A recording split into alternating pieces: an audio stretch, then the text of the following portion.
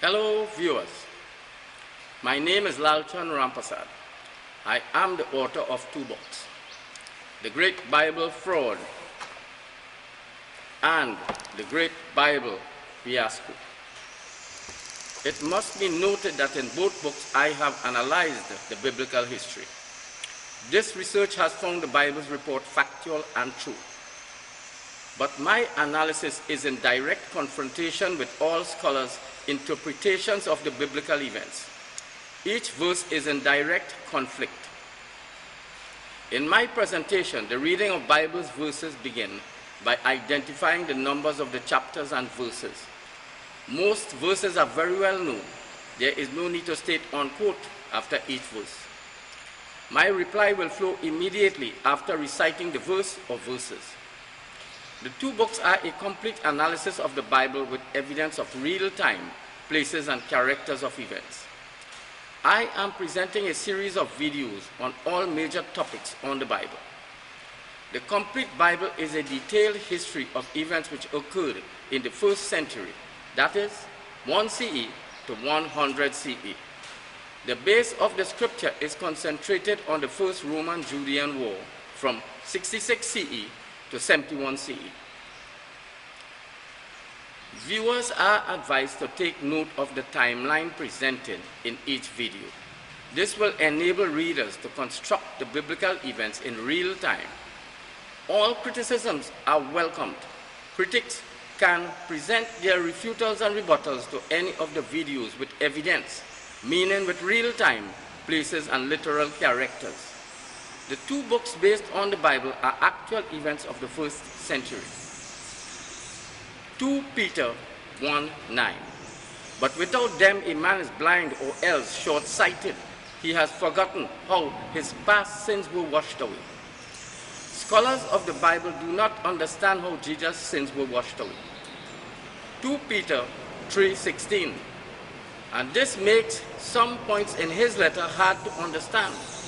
These are the points that uneducated and unbalanced people distort, in the same way as they distort the rest of Scripture, a fatal thing for them to do. 2 Peter 3:17. You have been warned about this, my friends. Be careful not to get carried away by the errors of unprincipled people from the firm ground that you are standing on. The Bible was completely misunderstood by everyone. God's threat to all misinterpreters is from the Bible. Lectures are divided into parts and is a review of the books, The Great Bible Fraud and The Great Bible Fiasco, unless stated otherwise.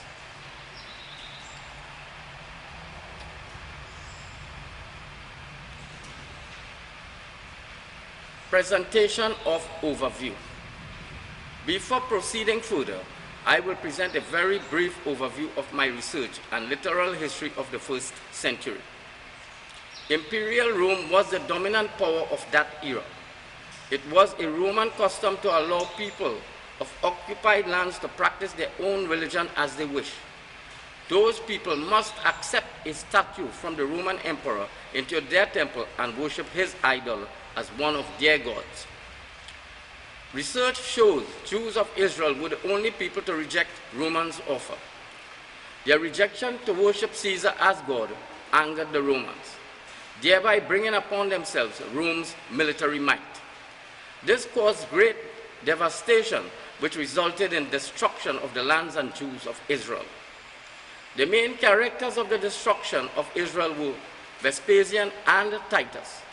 They were the two Roman generals. Vespasian became emperor in 69 CE. It was then he formulated a plan to make Jews worship him as God. He targeted zealots, the main resistance group. Their leader was Simon Peter. He was included into the Jesus entity. He grabbed the entire faction of Jewish rebels and took them to Rome. Simon Peter was Jesus. He was crucified in Rome. This concoction was to make Jews worship Vespasian as Most High God and his son Titus as Son of God. He then constructed an entity named Jesus.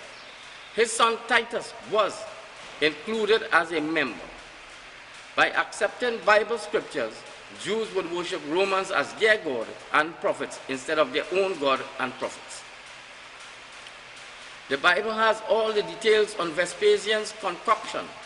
In my research, I have presented two books, The Great Bible Fraud and The Great Bible Fiasco. These books have the evidence of real-time places and characters of most events to expose Roman conspiracy.